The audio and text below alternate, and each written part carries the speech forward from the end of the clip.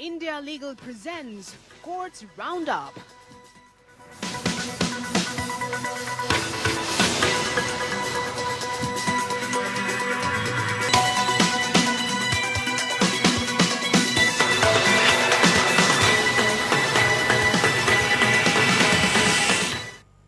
नमस्कार, आप देख रहे हैं हमारी खास पेशकश कोर्ट्स राउंडअप। मैं हूं आपके साथ नेहा दुबे। इस बुलेटिन में अगले आधे घंटे हम आपको कोर्ट से जुड़ी तमाम छोटी बड़ी खबरों से करवाएंगे रूबरू। कोर्ट की कार्रवाई और सुप्रीम कोर्ट से लेकर हाई कोर्ट और लो कोर्ट तक के फैसलों को रखेंगे आपके सामने। तो आइए शुरू करते हैं courts roundup. India Legal presents Courts Roundup.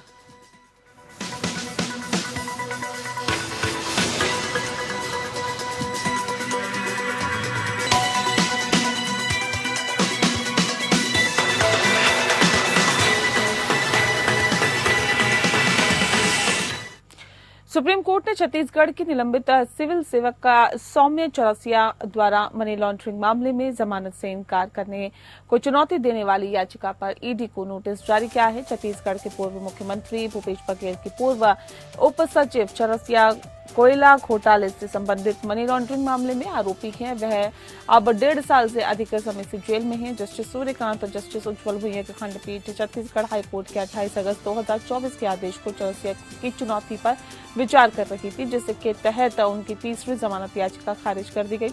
मामले की अगली सुनवाई 20 सितंबर को होगी। पिछले साल सुप्रीम कोर्ट ने उनकी पिछली जमानत याचिका खारिज कर दी थी।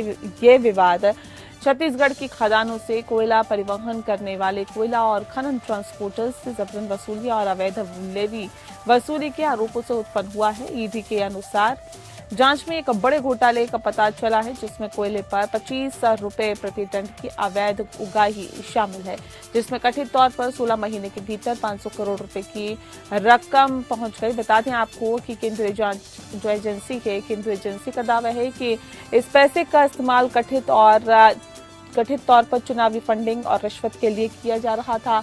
अक्टूबर 2022 में इसने छापेमारी की और इसके परिणाम स्वरूप आईएएस अधिकारी समीर बिश्नोई, कोयला व्यवसायी सुनील अग्रवाल, उनके चाचा लक्ष्मीकांत तिवारी और सरकना सूर्यकांत तिवारी की गिरफ्तारी हुई। जून 2023 में छत्तीसगढ़ हाईकोर्ट ने चौरसिया की जमानत याचिका खारिज की, जिसने इसके खिलाफ अपील की और दिसंबर में सुप्रीम कोर्ट ने जुर्माने के साथ ही उसकी विशेष अनुमति याचिका खारिज कर दी। हाईकोर्ट का मानना था कि चौरसिया ने महत्वपूर्ण भूमिका निभाई और धारा 45 पीएमएलए के तहत जमानत के लिए दोहरी शर्तों को पूरा नहीं किया। जहां तक कि मुकदमे में देरी का आधार है, ये देखा गया कि सहआरोपी व्यक्ति उपस्थित नहीं हो रहे थे और इस प्रकार मुकदमे में बिना किसी कारण के देरी नहीं की गई।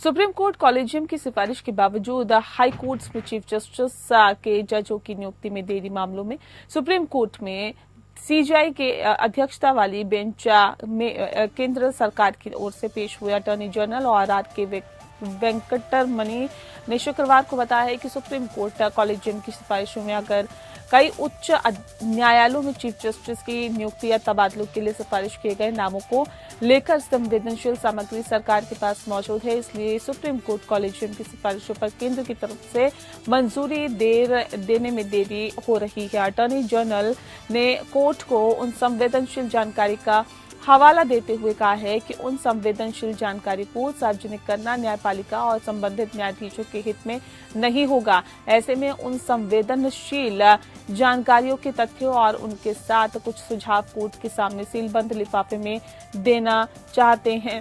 और दरअसल सुप्रीम कोर्ट कॉलेजियम की सिफारिशों के बावजूद हाई कोर्ट में चीफ जस्टिस और जजों की नियुक्ति के लिए सिफारिश के बावजूद भी नियुक्तियों में देरी पर केंद्र सरकार ने सुप्रीम कोर्ट को ये जानकारी देते हुए बताया कि फिलहाल सुप्रीम कोर्ट 20 सितंबर को मामले पर अगली सुनवाई करेगा।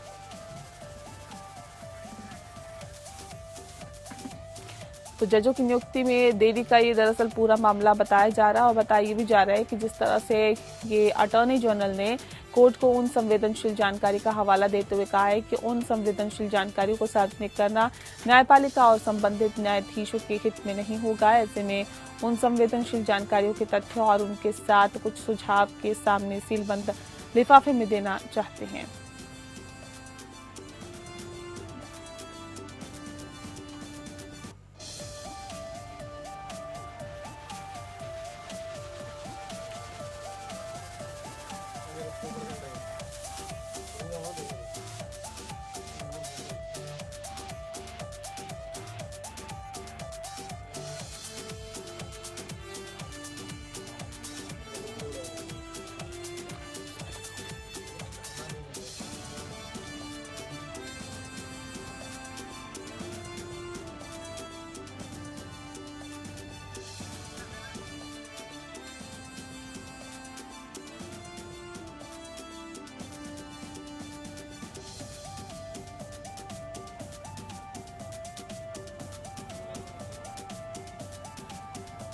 अदालत ने कहा है कि देश की आर्थिक शक्ति के ऊंचे दावों पर संदेह करता है और कोर्ट का आदेश उन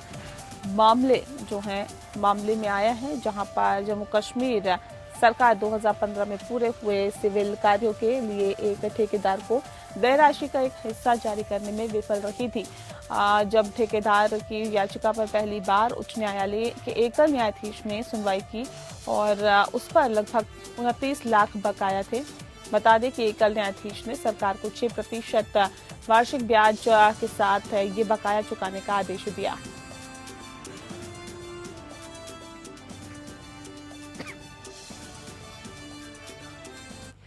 अगली खबर का रुख करते हैं। सुप्रीम कोर्ट ने राज्य से 1 जनवरी 2015 से लेकर अब तक के आंकड़ों के साथ जवाब मांगा है, जिसमें बताया गया है कि हाईकोर्ट में उचित अधिकारियों द्वारा बरी किए गए लोगों के खिलाफ कितने मामलों में अपील पुनर्विचार या अन्य कार्रवाई दायर की गई है। बता दें आपको कि ये जानकारी जनहित याचिका के जवाब में दी गई, जिसमें दावा किया गया कि राज्य बरी किए गए लोगों के खिलाफ अनिवार्य अपील दायर न करके प्रसव पूर्व निदान तकनीक या चयन निर्देश जो है निषेध नियम 1966 के अनिवार्य प्रावधानों का उल्लंघन कर रहे हैं। कोर्ट ने कहा है कि यदि राज्य द्वारा आदेश का पालन नहीं किया जाता है तो वह उचित प्रतिकूल कार्रवाई करेगा। जस्टिस बी नागरत्ना और जस्टिस नोंगमई कापम कोटेश्वर सिंह की खंडपीठ जनहित याचिका पर सुनवाई कर रही है, जिसमें जेंडर चयन निषेध नियम का कड़ाई से अनुपालन करने के लिए सभी स्तरों पर उपयुक्त अधिकारियों को निर्देश देने के लिए परमादेश रिट की मांग की गई है। आंकड़ों के आधार पर एडवोकेट शोभा गुप्ता द्वारा दायर जनहित याचिका में दावा किया जा रहा था कि गुजरात, हरियाणा और राजस्थान इस नियम के अनुसार अपील दायर नहीं कर रहे हैं और इस तरह अन्य राज्यों के लिए भी डेटा उपलब्ध कराया गया। जनहित याचिका में नियम का उल्लंघन करने वाले अपराधी के खिलाफ PNDT एक्ट की धारा 25 के तहत सजा दंड शुरू करने के लिए उचित प्राधिकारी को निर्देश देने की भी मांग की गई है। भारत संघ ने ये रुख अपनाया है कि नियम का पालन न होने पर वह कदम उठाने के लिए बाध्य है, लेकिन क्रियान्वयन राज्यों को इस आदेश में 4 सप्ताह के भीतर आंकड़े दाखिल करने होंगे।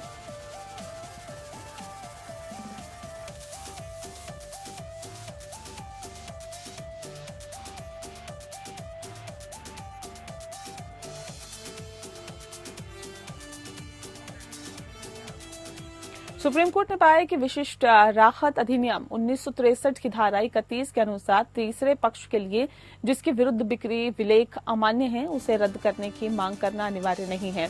न्यायालय ने कहा है कि जब पक्षों के बीच सेल डीड निष्पादित किया जाता है तो बिक्री में पक्ष न होने वाले और सेल डीड से प्रभावित तीसरे व्यक्ति को SR एक्ट की धारा 31 के अंतर्गत सेल डीड रद्द करने की मांग करते हुए अलग से आवेदन दायर करने के लिए नहीं कहा जा सकता है। मामले में विवाद सहस्वामी द्वारा अन्य सहस्वामियों से प्राधिकरण के बिना सेल डीड के माध्यम से संयुक्त परिवार की पूरी संपत्ति को बाद के खरीदारों जो कि अपील करता है उसने बेचने के कार्य की वैधता से संबंधित था। साथ ही जब संपत्ति का हस्तांतरण अपीलकर्ता के पक्ष में हुआ तो संपत्ति में सहस्वामी का हिस्सा निर्धारित था और ऐसे में आपको बता दें कि प्रतिवादी ने सहस्वामी द्वारा संपूर्ण जो वाद संपत्ति को अपीलकर्ता के हस्तांतरित करने के कृत्य को इस आधार पर चुनौती दी कि यह हस्तांतरण शून्य है और क्योंकि सहस्वामी को केवल वाद संपत्ति में अपना हिस्सा साझा करने का अधिकार है, न कि संपूर्ण वाद संपत्ति को अपीलकर्ता को देने का। प्रतिवादी के तर्क को उचित मानते हुए जस्टिस सुधांशु धुलिया और जस्टिस पंकज मित्तल की पीठ ने कहा है कि जब संपत्ति में कई सहस्वामी होते हैं तो वाद संपत्ति का अपीलकर्ता केवल सहस्वामी द्वारा निष्पादित सेल डीड के आधार पर संपूर्ण वाद संपत्ति में अधिकार शीर्षक और हित प्राप्त नहीं कर सकता है। ऐसा करते हुए न्यायालय ने अपीलकर्ता द्वारा उठाए गए तर्क पर भी विचार किया और चूंकि प्रतिवादी ने सेल डीड रद्द करने के लिए नहीं कहा था, इसीलिए सेल डीड अपने आप रद्द नहीं की जा सकती। ये मानते हुए कि त्याग पत्र स्वीकार किए जाने से पहले कि वापस ले लिया गया, सुप्रीम कोर्ट ने रेलवे के कर्मचारियों की बहाली की अनुमति दी।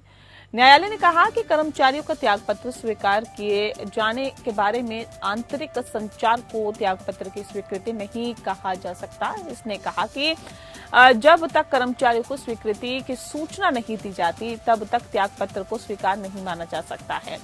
इस मामले में अपीलकर्ता ने 1990 से प्रतिवादी कोंकण रेल निगम से सेवा की है और ऐसे में 23 साल की सेवा करने के बाद उसने अपना त्याग पत्र प्रस्तुत किया है, जिसमें कहा गया है कि इसे 1 महीने की समाप्ति पर प्रभावी माना जा सकता है। त्याग पत्र प्रभावी रूप से स्वीकार किया गया है, लेकिन अपीलकर्ता को इस तरह की स्वीकृति के बारे में कोई आधिकारिक संचार नहीं किया गया। जबकि 26 मई 2014 को अपीलकर्ता ने त्याग पत्र वापस लेने का एक पत्र लिखा। हालांकि प्रतिवादी ने 1 जुलाई 2014 से कर्मचारी को कार्य मुक्त कर दिया और सेवा से मुक्त किए जाने के खिलाफ अपीलकर्ता ने हाईकोर्ट का रुख किया, जहां एकल जज ने अपीलकर्ता के पक्ष में फैसला सुनाया है। हालांकि पीठ ने इसे उलट दिया है। बता दें आपको कि इसके बाद सुप्रीम कोर्ट के समक्ष एक अपील भी की गई है। एकल जज के फैसले की पुष्टि करते हुए जस्टिस पी.एस. नरसिम्हा और जस्टिस पंकज मित्तल की खंडपीठ ने कहा है कि चूंकि अपीलकर्ता ड्यूटी पर रिपोर्ट करता था और नियोक्ता के साथ लगातार संपर्क में था, इसीलिए ये नहीं कहा जा सकता कि अपीलकर्ता ने नौकरी से इस्तीफा दे दिया। न्यायालय ने कहा है कि हम निर्देश देते हैं कि अपीलकर्ता को हमारे आदेश की तिथि से 30 दिनों के भीतर सेवा में बहाल किया जाएगा। हालांकि वह उस अवधि के लिए वेतन का 50% प्राप्त करने का हकदार होगा, जिसके लिए उसे सेवा से मुक्त किया गया।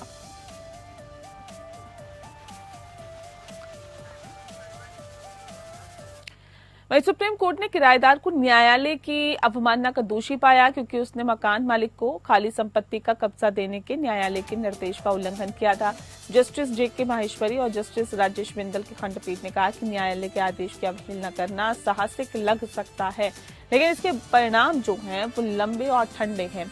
खंडपीठ ने स्पष्ट किया कि अवमानना के लिए दंडित करने की शक्ति न्यायिक प्रणाली के अधिकार और दक्षता की रक्षा के लिए महत्वपूर्ण है। खंडपीठ ने कहा कि न्यायालय की अवमानना गंभीर कानूनी उल्लंघन है, जो कि न्याय की आत्मा और कानूनी कार्रवाई की पवित्रता पर प्रहार करता है। ये न्यायालय के अधिकार की अवहेलना से कहीं आगे जाता है, बल्कि कानून के शासन को रेखांकित करने वाले सिद्धांतों के लिए एक गंभीर चुनौती भी दर्शाता है। इसके मूल में न्यायिक प्रक्रिया का सम्मान और पालन की गहरी अस्वीकृति है, जो कि न्यायिक प्रणाली की अखंडता के लिए चिंताजनक खतरा पैदा करती है।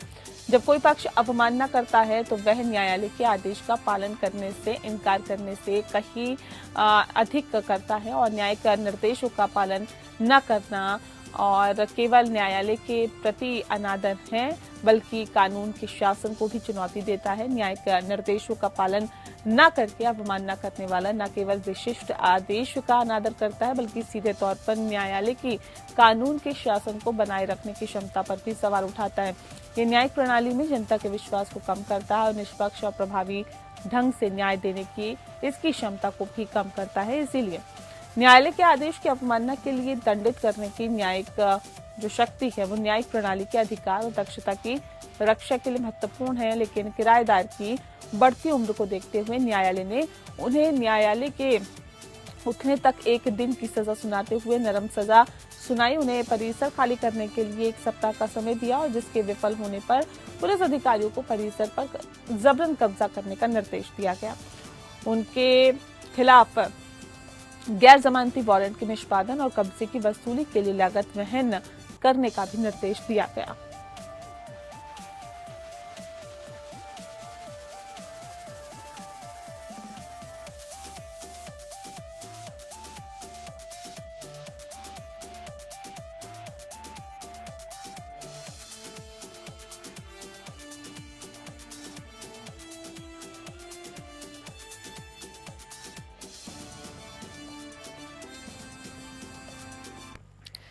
और अब आइए इंडिया लीगल की वेब रिपोर्ट से समझते हैं कि किराएदार रेंट कंट्रोल एक्ट के तहत किराएदारों को कब घर खाली करने को कहा जा सकता है।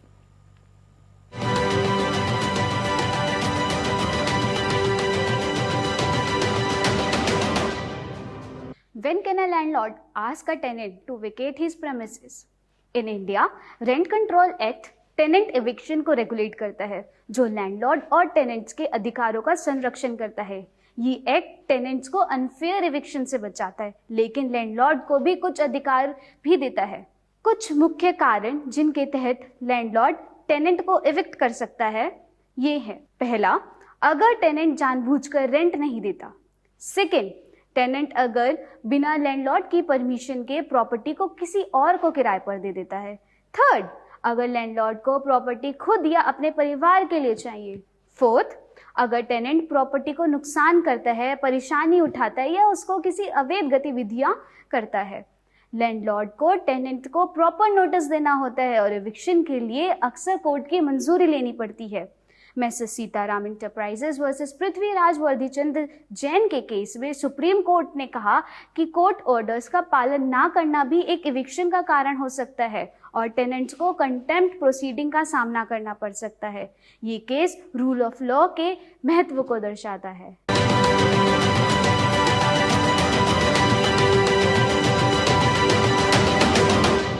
प्रेगनेंसी के बाद 6 सप्ताह में केंद्रीय सशस्त्र पुलिस बल या CAPF के लिए फिजिकली फिट होना बहुत कम समय है। दिल्ली हाईकोर्ट ने सशस्त्र सीमा बल या SSB के लिए अनफिट करार देकर अयोग्य घोषित की गई महिला को बड़ी राहत दी है। कोर्ट ने कहा कि केंद्रीय सशस्त्र पुलिस बलों में नौकरी के लिए मेडिकल टेस्ट के समय गर्भवती महिला उम्मीदवारों को डिलीवरी के बाद अपेक्षित फिटनेस हासिल करने के लिए समय दिए जाने वाला बहुत कम है। साथ ही अधिकारियों को उचित समय देने के प्रावधानों की जांच का निर्देश दिया है। महिला ने SSB कांस्टेबल भर्ती के फिजिकल टेस्ट में अयोग्य घोषित करार दिए जाने के बाद दरवाजा अदालत का खटखटाया था। महिला अन्य पिछड़ा वर्ग कोटे के तहत SSB कांस्टेबल धोबी पद पर नौकरी पाना चाहती थी और ऐसे में लिखित परीक्षा पास करने के बाद जब महिला गर्भावस्था के आखिरी चरण में मेडिकल टेस्ट देने गई तो उसका इस वजह आपको बता दें कि उसका वजन अधिक था और इसीलिए उसे मेडिकल जांच उसकी टाल दी गई और डिलीवरी के बाद फिर से टेस्ट के लिए बुलाया है। लेकिन नियमों के अनुसार अधिक वजन होने के वजह से उसे अयोग्य घोषित कर दिया गया और इसके बाद महिला ने दिल्ली हाई कोर्ट में एक याचिका दाखिल की जिसमें कहा गया कि जब वह डिलीवरी के बमुश्किल 4 महीने के बाद मेडिकल बोर्ड के सामने पेश हुई तो उसे अधिक वजन के आधार पर अनफिट घोषित कर दिया गया। साथ ही मेडिकल बोर्ड की समीक्षा में उसे अयोग्य घोषित कर दिया गया क्योंकि महिला की बॉडी मास इंडेक्स 25.3 था और जो CAPF में नियुक्ति के लिए निर्धारित स्वीकार्य सीमा से अधिक था। मेडिकल बोर्ड के रिजल्ट से नाखुश महिला ने ग्वालियर की एक सरकारी हॉस्पिटल में BMI कराया तो वह 24.8 था, लेकिन अधिकारियों द्वारा कोई कार्रवाई नहीं की गई। बता दें आपको कि तब महिला ने दिल्ली हाईकोर्ट का दरवाजा खटखटाया। हाईकोर्ट ने संबंधित अधिकारियों को मेडिकल एक्सपर्ट्स की एडवाइजरी से दिशा निर्देशों के इस प्रावधान की जांच करने का निर्देश दिया ताकि ऐसी महिलाओं को पर्याप्त वक्त मिलने पर विचार किया जा सके।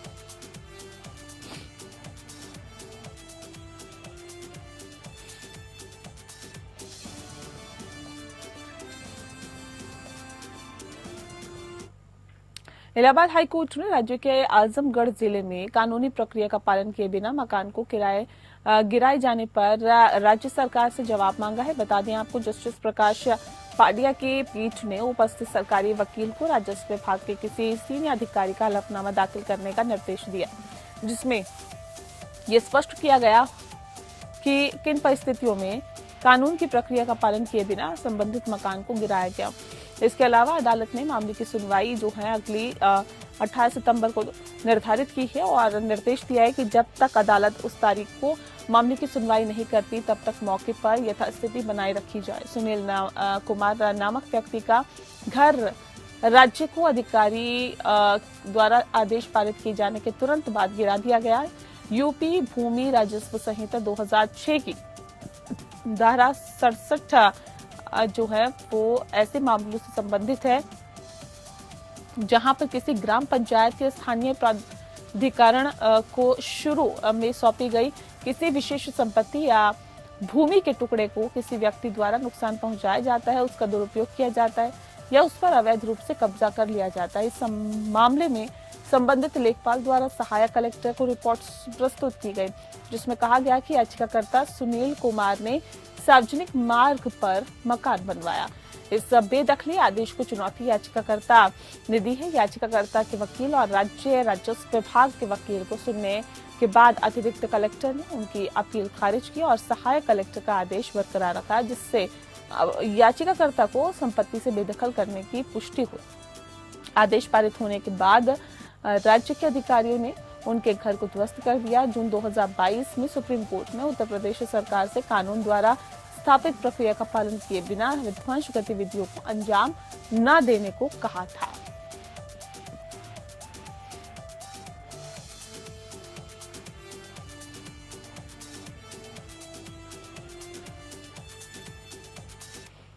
जम्मू और कश्मीर और लद्दाख के उच्च न्यायालय ने हाल ही में 2015 से एक ठेकेदार को देय भुगतान से बचने के लिए केंद्र शासित प्रदेश जम्मू और कश्मीर पर 9 लाख का अनुकरणीय जुर्माना लगाया है। न्यायमूर्ति अतुल श्रीधरन और न्यायमूर्ति मोहम्मद यूसुफ वानी की पीठ ने इन भुगतानों को पूरा करने के पहले एकल न्यायाधीश के निर्देश का पालन करने के बजाय अदालत के आदेशों के साथ लुका छिपी खेलने के लिए प्रशासन की आलोचना की।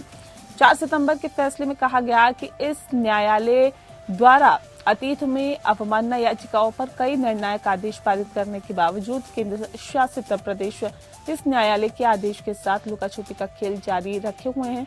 न्यायालय ने प्रशासन के स्पष्टीकरण को भी खारिज कर दिया। धन की कमी के कारण भुगतान में देरी हुई और कोर्ट ने कहा कि इस तरह का बहाना कड़े शब्दों में निंदनीय है और खास तौर पर तब जब केंद्र शासित प्रदेश व केंद्र सरकार का हिस्सा है, जो इस देश में उत्पन्न धन के बड़े हिस्से का भंडार है। यह अंतरात्मा को झकझोर देता है और हम खुद को दुनिया की 5वीं सबसे बड़ी अर्थव्यवस्था बताते हैं, जल्द ही 3री सबसे बड़ी अर्थव्यवस्था बनने की आशंका रखते हैं। साथ ही हमारे पास प्रतिवादी ठेकेदार की 20 करोड़ 97 लाख रुपए की जो अवैध बकाया राशि का भुगतान करने के लिए धन नहीं है, जो अपमानजनक है और अदालत ने कहा कि ये देश की आर्थिक शक्ति के ऊंचे दावों पर संदेह करता है। कोर्ट का आदेश उस मामले में आया है जहां पर जम्मू कश्मीर सरकार 2015 में पूरे हुए सिविल कार्यों के लिए एक ठेकेदार को देय राशि का एक हिस्सा जारी करने में विफल रही थी। जब ठेकेदार की याचिका पर पहली बार उच्च न्यायालय के एकल न्यायाधीश ने सुनवाई की तो उस पर लगभग 29 लाख बकाया थे। एकल न्यायाधीश ने सरकार को 6% वार्षिक ब्याज के साथ के बकाया चुकाने का आदेश दिया।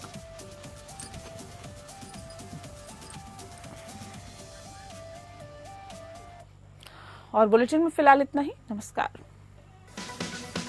India Legal presents Courts Roundup.